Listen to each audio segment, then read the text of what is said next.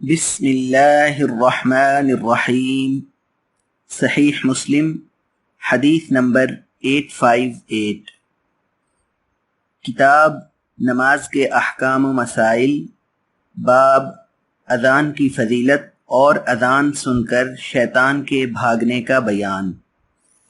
نبی کریم صلی اللہ علیہ وسلم نے فرمایا، سہیل کا بیان ہے کہ مجھے میرے والد نے بنو حارثہ کے پاس روانہ کیا۔ جاتے وقت میرے ساتھ ایک لڑکا یا ایک آدمی بھی تھا، چنانچہ دوران مسافت ایک باغ کے احاطے میں سے کسی نے اس کا نام لے کر اسے آواز دی، اور میرے ساتھی نے دیکھا کہ باغ میں کوئی نہ تھا۔ اس واقعہ کی میں نے اپنے والد کو اطلاع دی تو انہوں نے کہا، اگر مجھے معلوم ہوتا کہ تم اس واقعہ سے دوچار ہوگے تو میں تم کو ہرگز نہ بھیجتا۔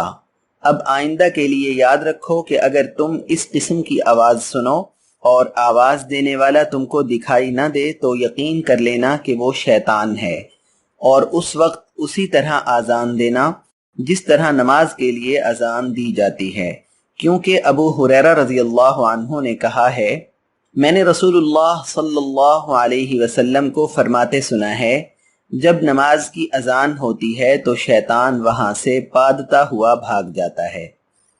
صحیح مسلم حدیث نمبر 858۔